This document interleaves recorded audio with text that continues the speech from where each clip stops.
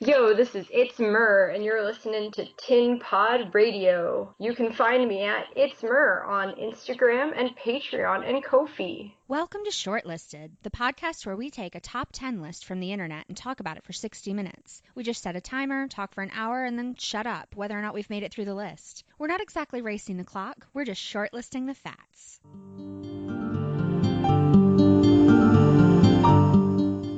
Our topic for our first 2018 episode is the top 16 places you are not allowed to visit on Earth, which I think is a funny distinction because, I don't know, I guess there aren't any places on other planets you're not allowed to visit, but kind of a moot point.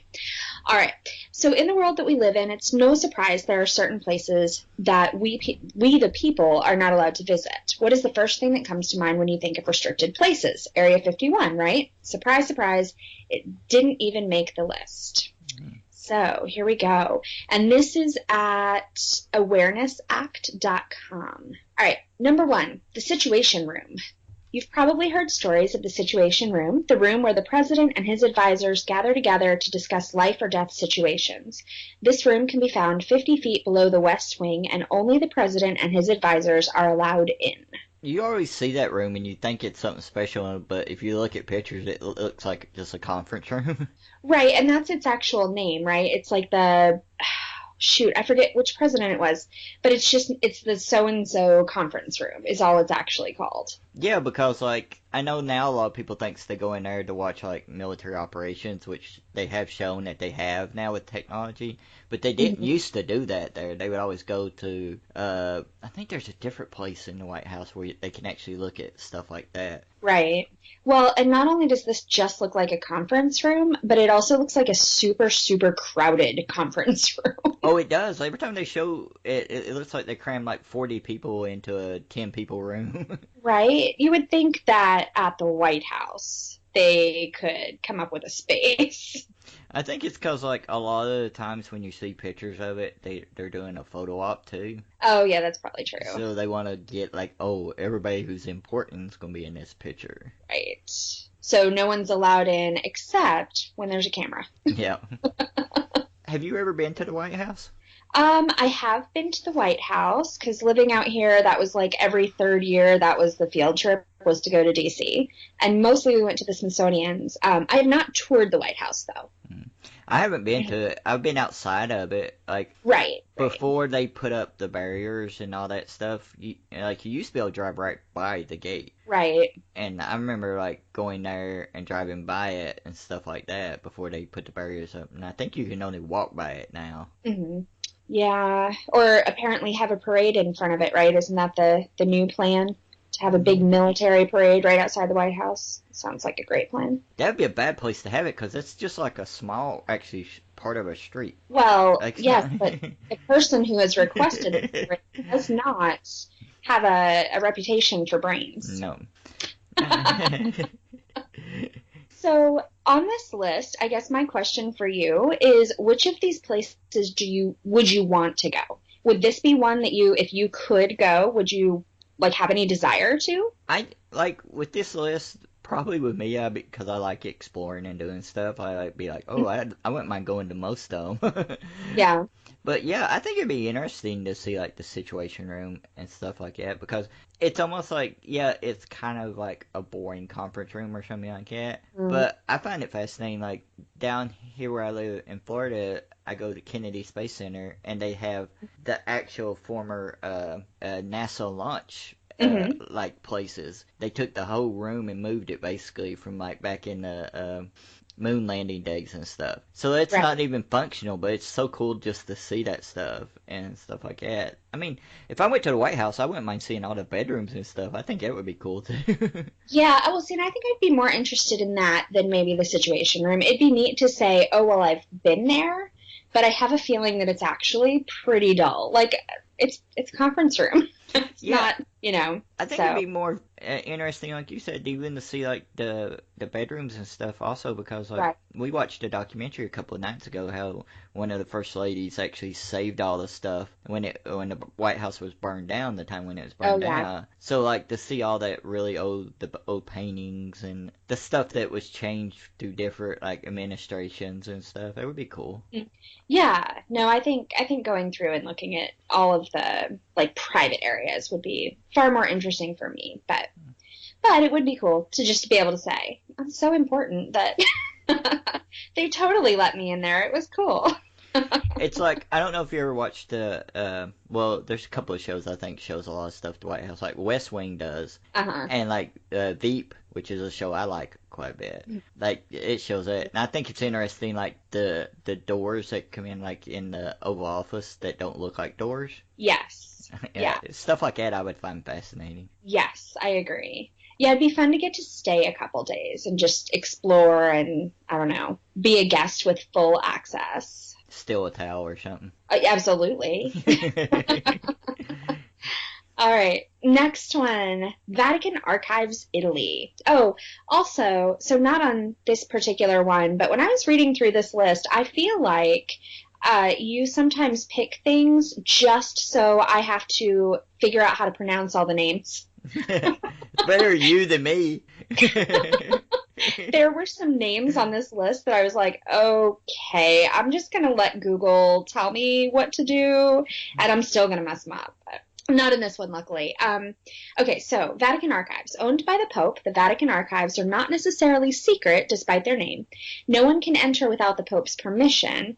It is said that the evidence of extraterrestrial life exists in the facilities, and nobody's quite sure of all that can be found amidst the 84 kilometers of shelving. It is often only, it's often only been carefully screened researchers and journalists who have been granted access to this underground reserve. I've always found the Vatican archives to be like really interesting. I mean, I've put them in probably several stories I've written and stuff. Like the fascinating thing is like beyond conspiracies, there's works of art in there that they won't let anybody see. There's like first editions of books in there they won't let anybody have like a look at and stuff like that. Old editions of Bibles and other religious texts in there that they won't let anybody look at. So just on that grounds alone, that's a fascinating place. Right. So, do you ever read any Dan Brown? I read the first of the Da Vinci Code books, and I've seen the first two movies. Mm-hmm. That's like one of my guilty pleasure reads because I know it's bad. And actually, the last one that I listened to on Audible. And they're not as well written as I would hope, but I feel like the stories are pretty well crafted and they're very interesting, like very easy to get into. But that's what this one reminded me of, was just like, oh, I bet, they would let Langdon down there to see everything. Doesn't he go? He goes in the second one, doesn't he? I think he does. Yeah. Is that the one where he's saving all the cardinals?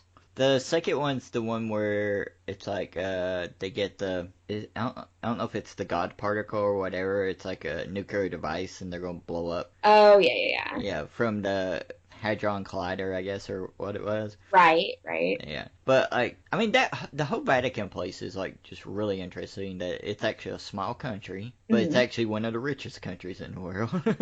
Right. And the fact that like all the history it's kept there and stuff, because like I said, like it's known for a fact, and they admit some of the stuff that's in there, and it's like, why won't you let people see some of this stuff? Right. Like it's just interesting. And then that leads to all the conspiracy theories about, oh, they have proof of that. There's proof that there's no God there, or there's proof that there is God there, or there's proof that there's aliens there. Right. Yeah. Well, and I think it would be really, really interesting to go. I'm sure that some of those things, I mean, you couldn't let the general public down there just because you have to preserve it. Like, they're valuable, one-of-a-kind texts and pieces of art and all of that. But plus, I just feel like organized religion kind of likes conspiracy theories. So. Yeah, it helps. But, like, those kind of archives are just very interesting anyways, like, going to those type, I forgot what it's called. I mean, my girlfriend would know, she's a librarian, but but it's those folder, like, they have these really glass display things, and they actually collapse so that you can pull them out to where they're like, let's say, a room full, but then you push them together, and they don't take up much room at all. But they're for holding, like, in glass, like, parchments and stuff like that. Right.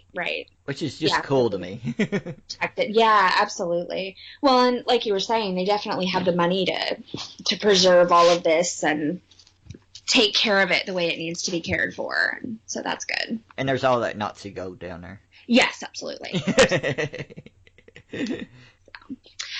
All right. Well, the next one is Club 33, which is in the United States. I was actually kind of surprised how many of these were in the United States. Like, certainly not all of them, and they do sort of span the globe, but there are several that are here.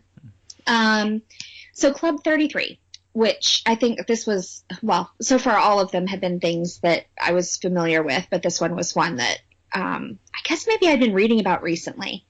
But originally a small restaurant that was one of the first buildings to be constructed in Disneyland, smack dab in the middle of New Orleans Square. While its blue front door facade looks like every other entrance to the theme park, this one soon became home to a secret club commissioned by Walt Disney himself, who used it for years to entertain foreign dignitaries, celebrities, and high-class hookers. There is a secret panel in the doorway that covers a buzzer, which those who have access to use to gain entry into the club. It has been rumored to host sex parties, the Illuminati meetings, and was recently opened to the public with an offer of membership to the first 100 people who applied. Yeah. And I think that's where I had read, like, the membership fee for those people that they just let in was, like, just exorbitant.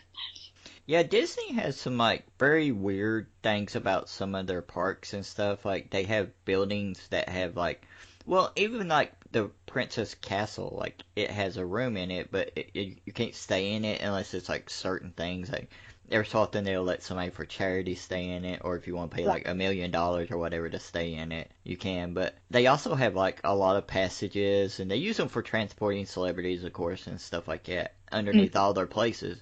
But they also have, like, private restaurants under some of their stuff, and private meeting places. I mean, Walt Disney's head's supposed to be underneath in one of those things. Right.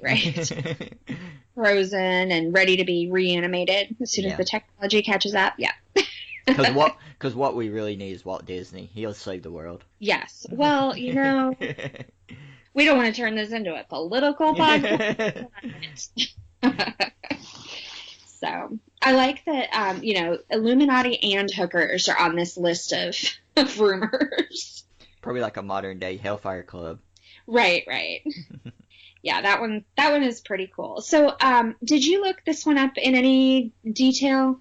No, I mean, I knew a little bit about this because actually there's a couple of at different times they've had a couple of different clubs like that at Disney places, and I know that they've shut them down before and they reopened a different one when they've had issues with them and stuff. There supposedly was one getting kind of adult here, but there's actually one that was supposedly for the Mickey Mouse Club that was supposed to be like adults watching the kids and stuff too. That's one of the big rumors that they had for years about like the Mickey Mouse Club and all that other stuff. So Disney has a lot of things about it. I think it may be because also Disney is looked as being this like pure thing. Yeah. So people then look for really bad things about it too. Right. And it's just a mix. But so I guess my question was, is there a Club 33 or similar venue at all of the Disney theme parks? There is something similar at all of them. I think down here in Florida, the one has 2 of them. Oh. If I ain't mistaken. And Disney also owns so much, well, they, like in California and down here, they bought so much land at different times they had to buy land under different names because they were buying up so much. But like at their different parks and stuff, it said they have similar clubs and places. Mm-hmm.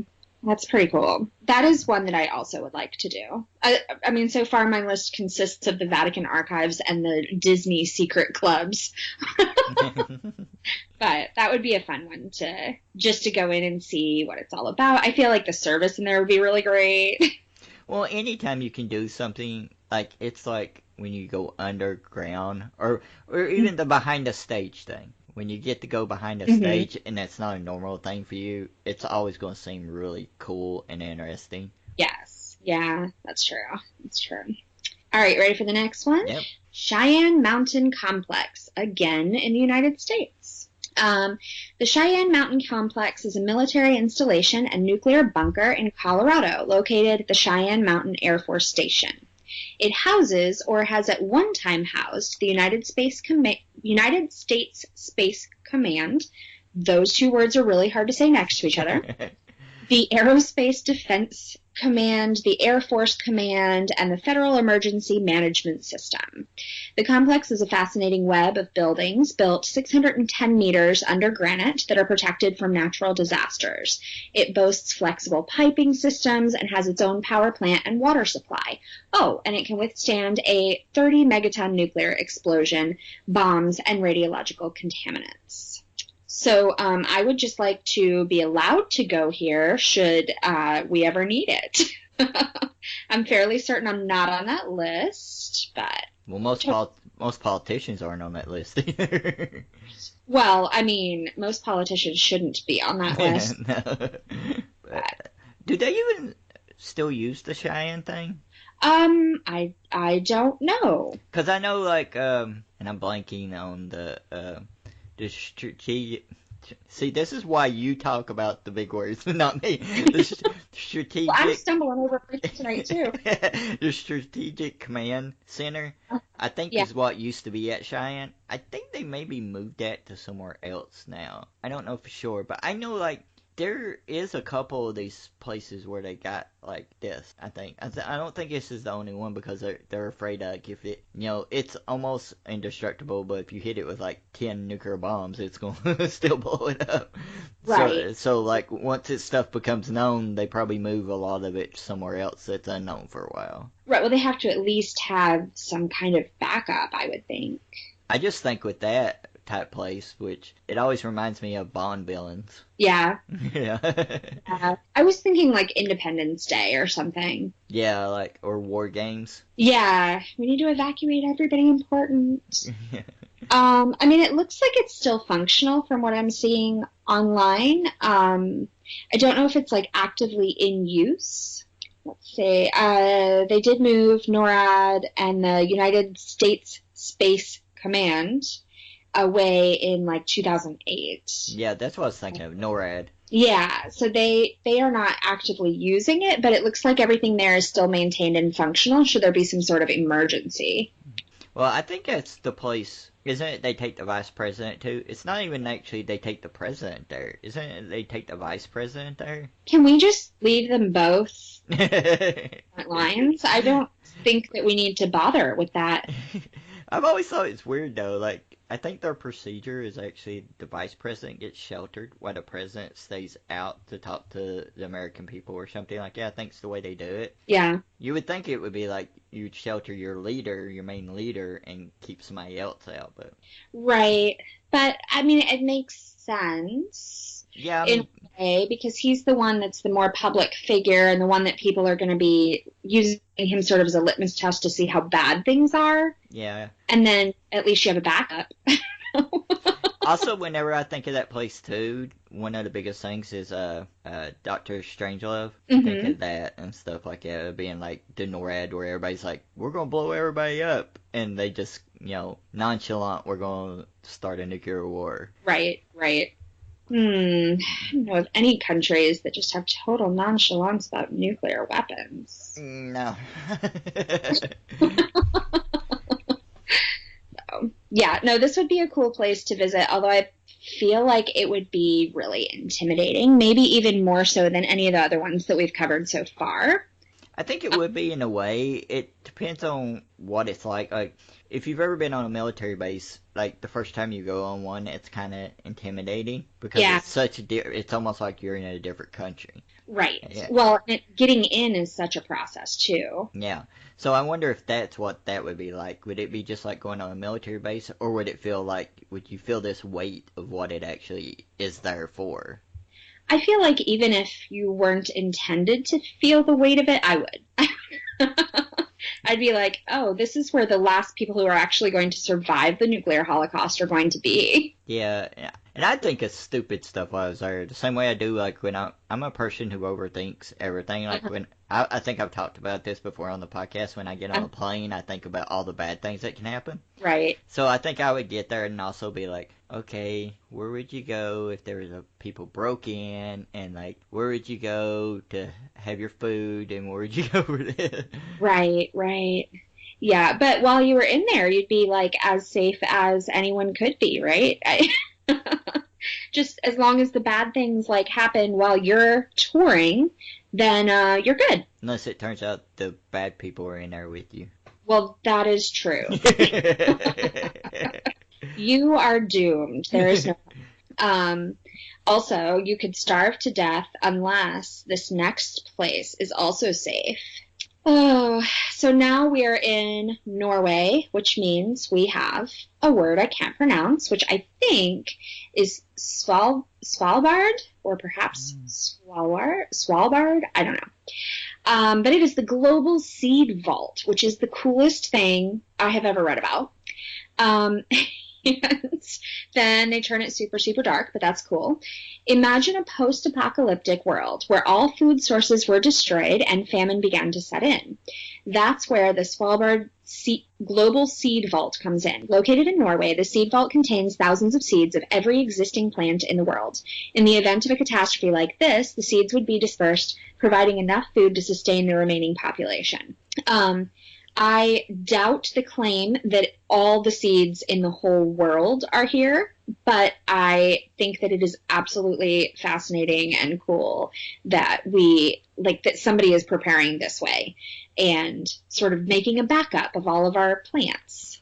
Well, I mean, they're not the only one that has one of these. I think there's one in China, and then Utah has a similar one. Mm-hmm. Which Utah's, I think, is data and, like, seeds and stuff. I think they're doing both. Like, they're trying to collect all the data in the world, basically, all the knowledge, plus, like, seeds and stuff. But, we don't have to start over. Yeah. I mean, when you think about it, the whole seed thing can be kind of depressing to begin with, because when you have stuff like heirloom seeds, which you have plants, I mean, like, you can no longer take a tomato, like certain tomatoes, and just take the seeds out and plant them. They won't work that way. Right. Because they're genetically made to not be fertile, like, for soil. They want you to buy them again, or they want you to buy their heirlooms, and there's a copyright thing with certain seeds now, and, like, if you could think about it, these places might become, like, even more important in the future when you more and more things are hard to even get to grow. Right. Yeah, if we get to a point where there aren't big companies that are starting everything and growing everything, but we have to. Yeah, like if we can't even grow stuff in our backyard because they control the seeds, and then you got these places that are basically the vaults for the seeds. Who controls these places then? Right. Yeah, no, that's true. Which I guess it's good then that they are in lots of different places. Yeah. And in lots of different countries where they would have some different laws about businesses and corporations and. Well, that's the thing, like, when you think of, like, yeah, it's great that one group is saying, or multiple groups are saying, like, well, we're going to protect all this stuff. But it's like, yeah, but can we trust you alone to protect all this stuff? Right. Let's have lots of people protect it, just in case. It's kind of like Google's motto. Google's motto has always been, do no evil. But Google hasn't always proved to their own motto of do no evil. Well, no, they're still a giant corporation that makes tons of money. Excuse me, but like when they did the Google library a couple of years ago, when they were basically saying we're going to scan all books and we're going to have them online, and then they weren't even getting the rights to books, and they were putting them on there because they were leaving off pages, and they were saying like, well, we're not scanning the whole book. Mm-hmm. But they also, Google at the same time, filed a thing trying to copyright what they called a total digital library. And it was basically saying that if we collect some knowledge and book knowledge in the world, then we own it. Yeah, that's terrifying. I mean, you don't want stuff to disappear. You don't want plants and stuff to disappear, and you don't want, like books that go out of print where we'll never see them again, because that's happened enough in history. But who controls that is like terrifying in a lot of ways. Well, right, because it's got to be somebody who has the means to control it, and so then you're not dealing with someone who's just in it for like the purity of maintaining this and keeping the historical record. And but I find it fascinating, those places that do the seeds, because like you're going to archive all seeds and stuff, and it's like we got to be I mean, I know we discover new animals all the time in different variations of animals still. We have to be discovering new kinds of plants too, I would think. Right. And so when someone discovers something new, do they just like grab 50 seeds and send them off to all the different places? Yeah, it makes me think, like, do they have an alert that goes up, like a Google alert? Right, absolutely, yeah.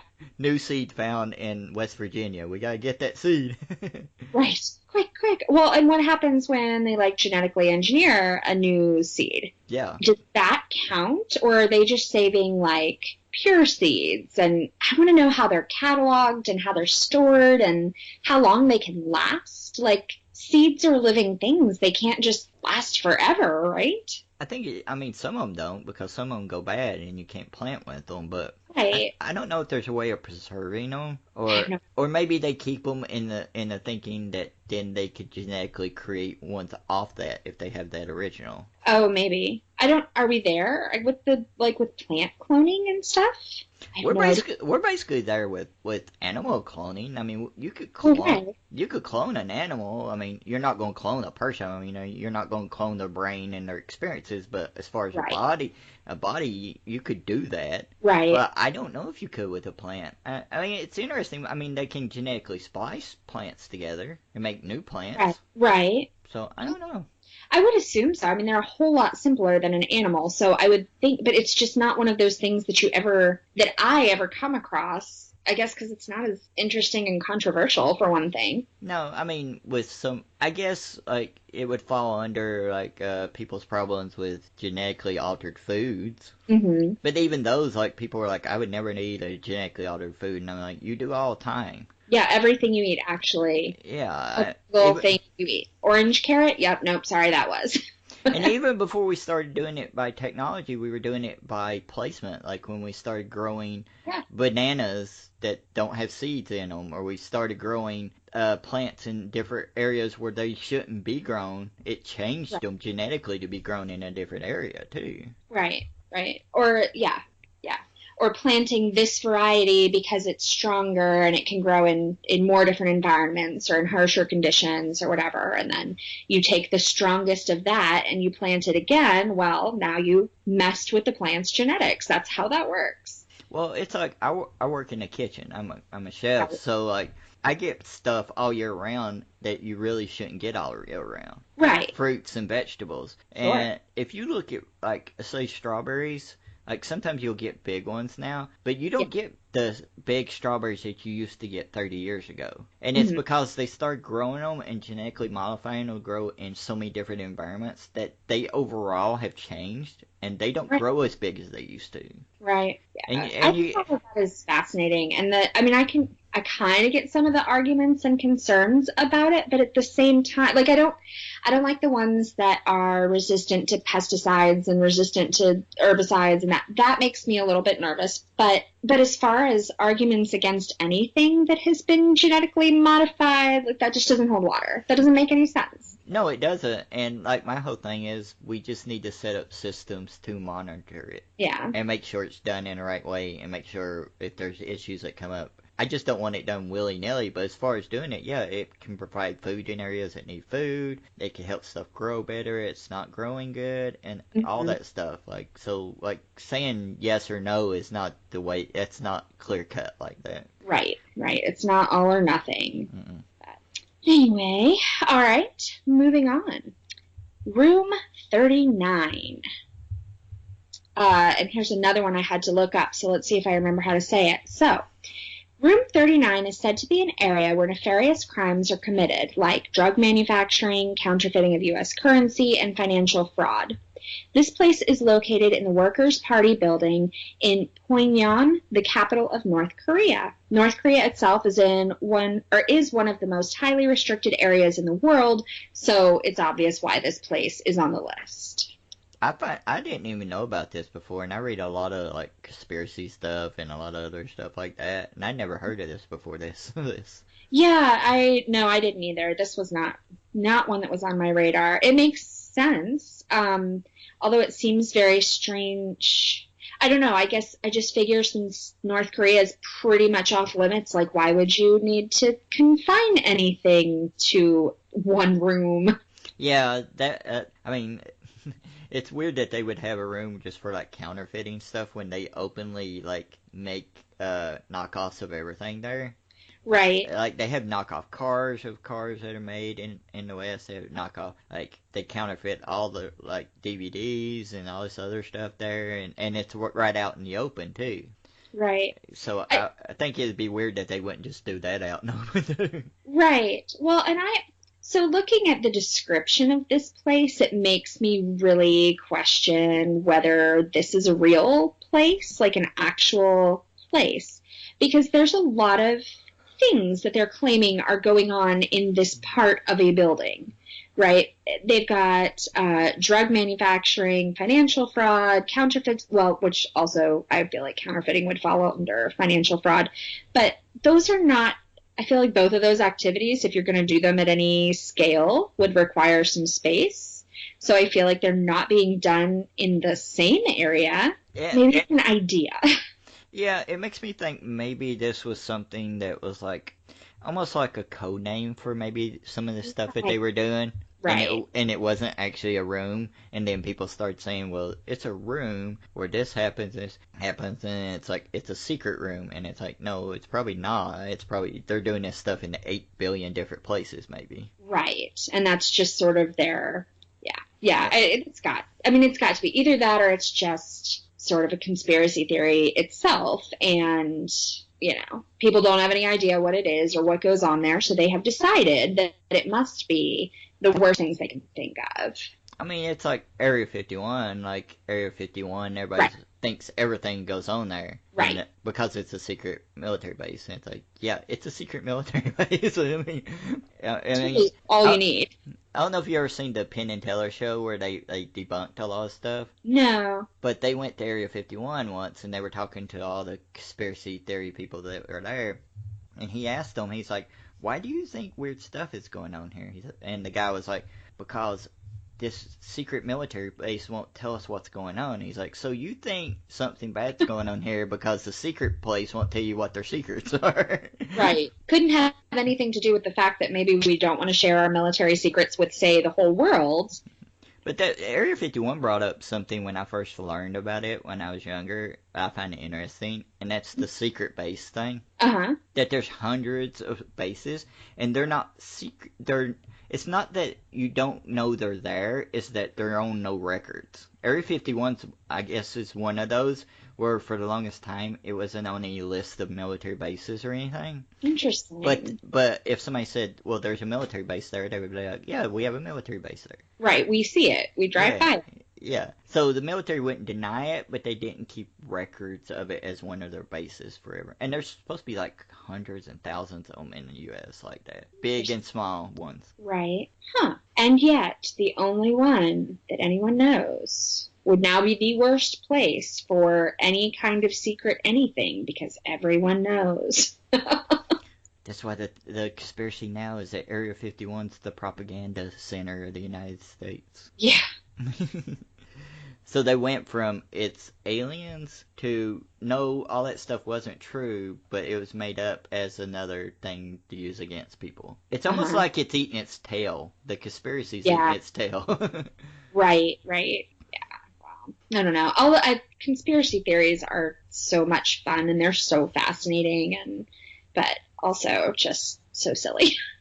Yeah, I get to the point where like, I read about them all the time, and I use them in stuff I write and everything, but there's sometimes when I've talked to people, and I'm like, do you actually believe this? Like, I've looked at people before, and, like, I have relatives like that, and I'm like, I understand you want to be right, and we all believe stuff sometimes in our own heads to make our point, in a way, but I'm like, you actually believe that this is the thing? Right. Yeah. And when you don't have a ton of facts, it's easy to create an idea, but then if you believe the idea that you created and made up, then perhaps we have an issue. That's kind of like little kids when they get caught at something, and then they'll get it in their head. No, I didn't do it. I didn't do it. I didn't do it. Right. And they believe they didn't do it then. Yes. Yeah. So. All right. Here's another United States one. Dulce Base in the United States. So in 1979, American businessman Paul Benowitz became convinced that he was intercepting electronic communications from aliens outside of Albuquerque, New Mexico, in a small town named Dulce. Since then, the area he discovered Since then, the area he discovered signals have come to be known as the Dulce Base. That is a terrible sentence. And it is said to be a joint government alien biogenic laboratory that carries out experiments on humans and animals. Yep. The upper level is controlled by the government, while the lower levels closest to the Earth are reportedly run by extraterrestrials. Because if you wanted to hide aliens, you'd stick them on the ground floor. A man by the name of Phil Schneider claimed to have helped build an entrance to the top-secret base, but was later found dead in his apartment, a piano wire wrapped around his neck. So, yeah. The thing, like, and it goes back to the whole conspiracy thing, I think connecting dots, and this is a little bit off from the subject of this one of our list, like, I think people connecting dots with stuff is just a coping thing.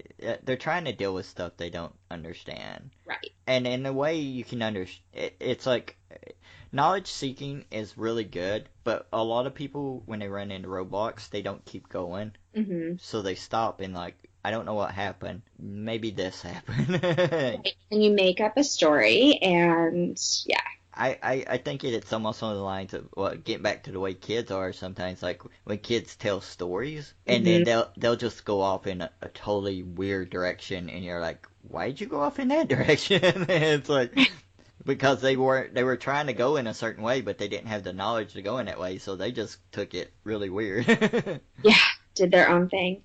Well, and you could make the argument for religions just being nothing more than that, and mythology and all of that. Like, you know, we can see this happening, but we don't understand why, so we're going to take the facts that we have and invent something that will make it make sense. Well, and that's what happened here. Yeah, I mean, like, religion's based, like they say about going back to Campbell and stuff, and they say religion's based on a concept of it rained. Explain why it rained and why it didn't rain tomorrow. Oh, it was God's, because we don't understand. Right, yeah. And the government's basically, modern living, the government has become, like, the explanation for everything good and bad. Yes. When it's not. Even though we want it to be the great evil, it's what we make it be more than anything else. Yeah, well, and it's big and it's powerful and that's scary, but yeah, it's just the excuse. I feel like a businessman in 1979 is probably not qualified to decide that some random electronic communication is from aliens. But I appreciate the fact that he now knows exactly, or somebody now knows exactly what is going on in this building and who works on which floor. It's really important. Yeah, I mean, it is kind of weird at times when we look at, like, somebody who says stuff. I mean, if you watch any of the History Channel shows, I don't know if you ever watched the alien shows or anything on there. No, so we don't actually do the cable thing here anymore. So I watch Netflix. Yeah, we don't really either, but we used to watch, like, the History Channel a lot, and they'd have the alien shows. And they would always have a guy on there, and he'd be talking as an expert. And then when they would ever have anybody question him, they would be like, oh, what's your degree in? And he's like, well, I don't have one. Right. And it's like, well, I don't want... Yeah, you don't want to call somebody stupid or anything like that, but it's like, I don't understand how a lot of stuff works. Right. Heck, I look at big planes in the air sometimes. I'm thinking, like, how's that stay up there? Right, that's not real. But I trust in people who do know that. Right. And yeah, and yes, people keep secrets. And yes, there are probably all kinds of things that people know that we don't know that they know, however. Yeah, I mean, This one was silly. For good or bad. Yeah, I thought this one was kind of mild compared to the other ones. It was kind of like, the other ones were more interesting. Yeah, that one was just sort of silly. It was like, we're not going to put Area 51 on this list because everybody knows about it, so let's just find another more ridiculous Area 51 and put that on the list. Yeah.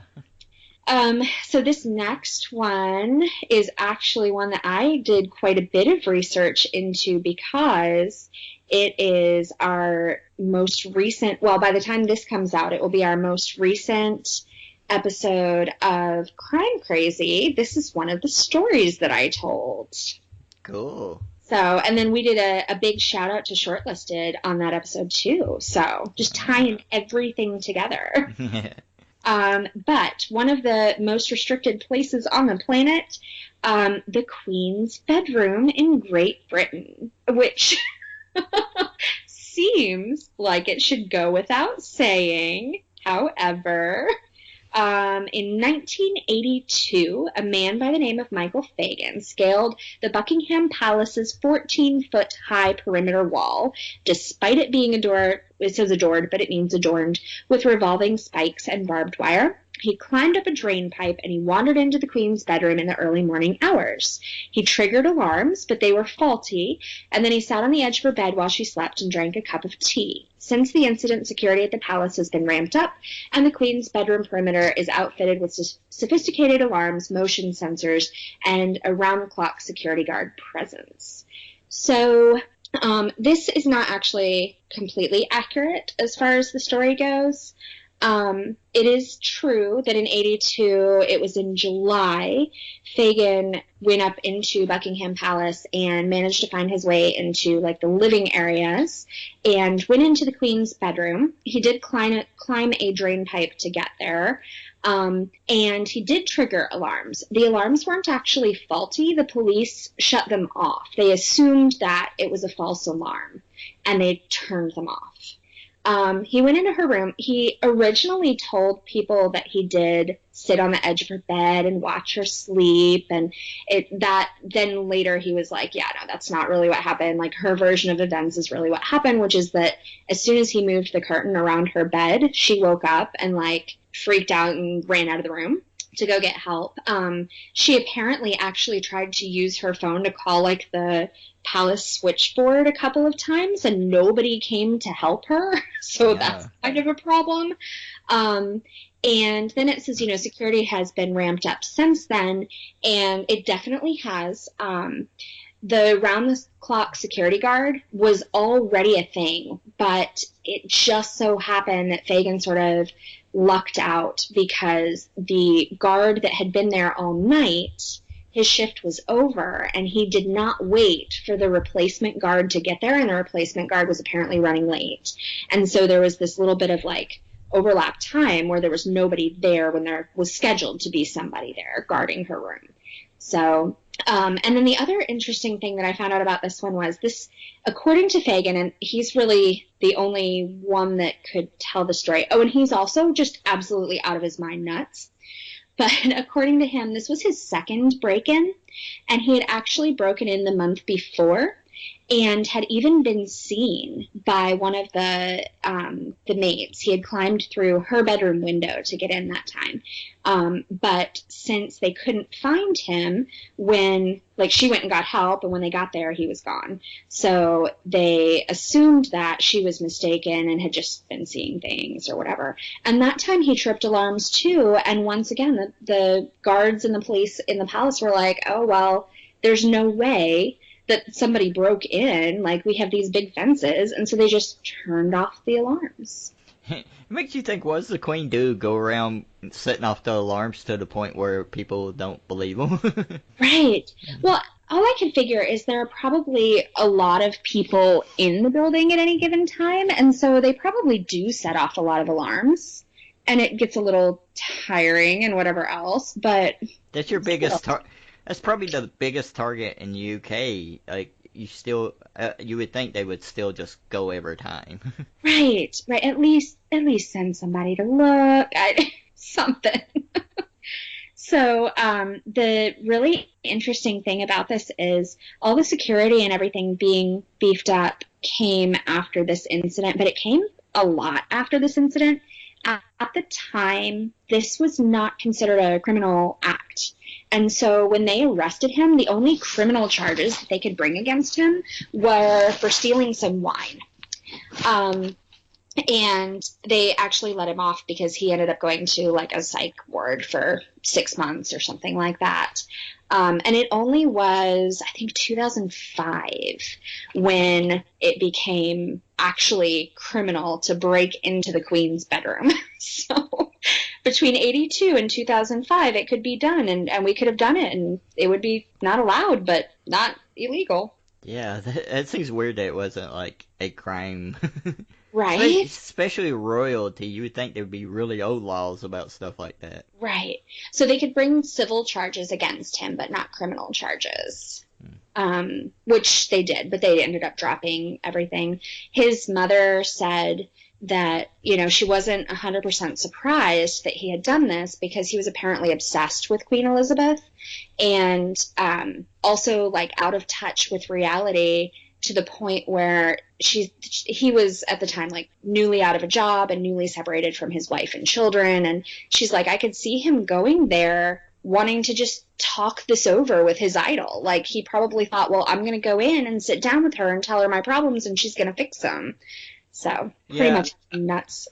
The only thing I can think is maybe where those buildings are so old that maybe they're easier to break into in a way or something. Yeah.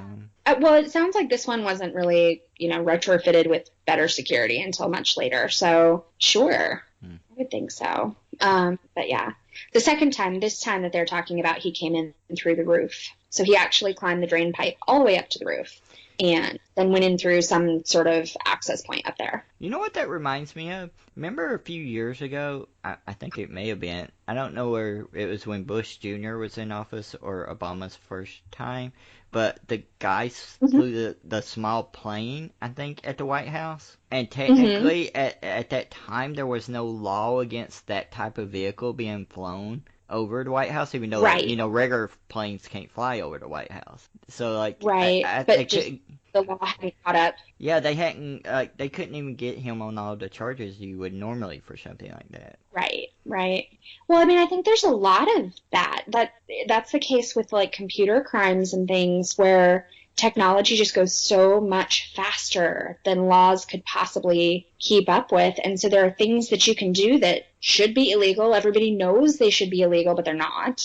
Yeah, I mean, and then you have people who are like, well, that's a crime now. Why didn't those people go to jail? And it's like, because it's a crime now, you can't retroly go. Right. You can't grandfather in people quite like that. Yeah, I mean, there was also not too long ago, I'm saying not too long ago, it's probably a couple of years ago, where somebody hit the White House with a drone. Yes. That's what I thought you were talking about at first, but yeah. Yeah, like, they hit it with a drone or something like that, and at that time, drones weren't even, like, classified by law as being illegal to do that type of stuff with. Well, it's only been a couple of years since, or maybe even not that long, that you've had to register them. Yeah, they're so... As, like, flying... Yeah, they have to be like so big. Like, yeah, but it's not very. No.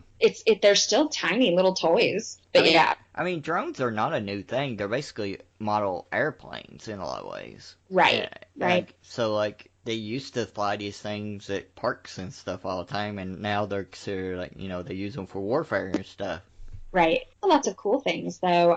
There's some schools that have some really awesome drone programs where you can get your drone pilot's license. And they do things like flyovers at weddings, and they do home inspections, and they fly up on like wind turbines and do the inspections up there so that nobody has to climb. And there are all kinds of things you can do. Yeah, I have friends that make independent short films, and they use them for camera. Like, yeah, absolutely. Like overhead camera angles that would cost them a fortune to do and stuff like that. They use drones for that because you can put like a GoPro on it pretty cheaply. Yeah, and get good quality. All of our technology now is just it's cheap and it's a good quality, and that's so cool. We got a couple of those smaller ones that are like about the size of a cell phone. Yeah. Drones. I can't fly it. Where crap, I hit the wall all the time and stuff. Yeah. My nephew got one for Christmas. He's a teenager, and it had a VR headset with it, so you could put on the headset and put your cell phone in it, and then you would be watching through the drone's camera, and so you could fly it around that way, and it looked like you were actually flying, like you were in it, and it was pretty cool.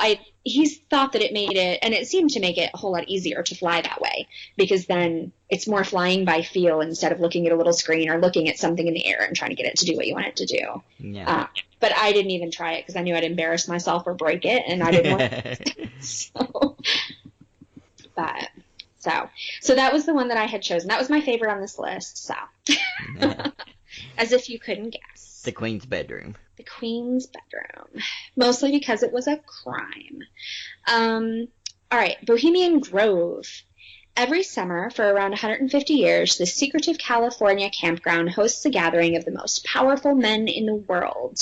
Past presidents, such as Richard Nixon and Herbert Hoover, have attended. Women are not allowed. Private meetings at this retreat were directly responsible for the Manhattan Project, and the project that led to the development of the atomic bomb. Yeah, this is one of those things that fall under, like, there's several places, like, they consider the Illuminati or the secret society meeting places and stuff. Yeah. I think this falls under one of those, a lot of people does. Mm-hmm. So is it just that it has enough security that they're willing to do this, and since it has the security, they don't allow people in? Yeah, I mean, like, the G1 Summit areas where they have that, and there's a number of other ones where, like, anytime you get world leaders together and they're talking and it's not in public, of course they're doing a lot of conspiracy theory things, but they're also doing other things. When the truth is, like most of the big discussions about, like, war and stuff probably happen on a couch somewhere or something like that. Right. You know, like, or in a boring meeting room, like the Situation Room or something like that. Right. And not some clandestine, like, thing. Right. Well, this one just seems interesting to me because it's another there's nothing special necessarily about the location. Mm-mm. It's just that people believe that it's been used for or it has been used for something, and we're excluded. I mean, the Oval Office, getting back to the White House, there's people that think the Oval Office, the way the shape of it and everything else, it creates, like, a mystical energy. And, like, yeah, a lot of people think that about the Oval Office, so I think, like, it's almost like you take something that's almost boring or plain, right, but then you add a reasoning to make it more interesting with very interesting people or very interesting historical events maybe taking place, so that place almost becomes bigger than it probably is. Right. You know, like every time a politician meets, like somebody comes to the White House or a president goes to visit somewhere else, everybody thinks it's for some big earth-shattering historical thing, when most of the time all it is a photo op. Right. And a lot of these things are probably just photo ops. Like they meet together, probably not that big of a deal. It's mainly the so-called push flesh, you know, to shake hands and say, oh, we should do this or we should do that, and it really doesn't mean anything. You know, sometimes they'll do something really important, but most of the time they probably don't. Right.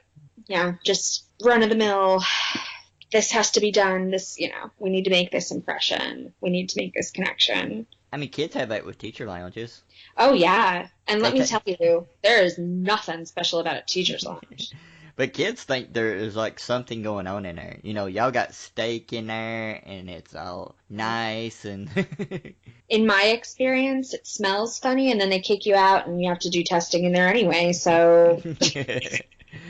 Most teacher lounges I've ever seen's got, like, a broken coffee pot and a nasty old couch in it or something like that. Yeah. Oh, yeah. No, we didn't have any sort of teacher lounge space in the school that I taught at. And they did have teacher centers at the high school that I was most recently at, in my, like, tech position. And even those, like, kids weren't supposed to go in them, and there were signs on the door and stuff, but they would still take them over to use for, like, small group testing. And there's nothing exciting in there. There were no couches at all. There were some tables. People would eat food-ish. There were bathrooms, so it smelled bad. Not worth the hype. Mm-mm. All right. Bahnhof, WikiLeaks, Sweden. So WikiLeaks is an international journalistic organization that has been publishing secret information to various governments around the world since 2006. Bahnhof is an independent Swedish internet service provider. What do the two have in common? Well, quite a lot, as it turns out. All of WikiLeaks servers are hosted in a Bahnhof data center located in a top-secret secured bunker named Pinion, named something that starts with a P, that is burrowed away in White Mountains in Stockholm. The controversial WikiLeaks... we're going to have to you're going to edit this whole thing out. The controversial WikiLeaks... oh, my God. WikiLeaks, even, servers have long tried to be found by the Swedish police without any luck or cooperation from Bahnhof. The bunker features steel doors and can withstand a nuclear attack, as it was originally built to be a Cold War shelter. So that is cool, and I say I'd like to go there just because of my, nerdy techie side, but it would just be a bunch of, refrigerators and fans and big servers, machinery. Right, it wouldn't be at all interesting in there. Yeah, everybody thinks, computer servers at big places. I used to work for this big factory, and they were pretty big. It was, one of the biggest factories in the area, and it was electronics. So, we had huge servers, and everybody be like, oh, the server room, ooh, the server room. And then, if you go in there, all it is rows of these big black cabinets. Right. Metal cabinets with different, drives in them and stuff like that. And I worked the night shift, and whenever the servers would go down, I get a call from the IT people, because they never wanted to come in and work in the middle of the night, to go there and flip a switch and just reboot them. And it was probably cold, right? Because you got to keep everything, because they're running hot, and it wouldn't be much to see. But it's cool that it sounds like they chose a really great place for it if they didn't want anyone to ever come in and shut them down. Yeah, I mean, it's with the country it's in, because they don't allow, some of the bigger countries to bully them. Right. As much as some other places would in a lot of ways. They're not going to let somebody just raid it if they want to. Right. And, or destroy it if they want to or whatever. And then the smart thing of taking that and taking it off a server. Because, you're a tech person. A lot of people have this, this mysterious thoughts about what the internet is, when basically all it is a bunch of computers. Right.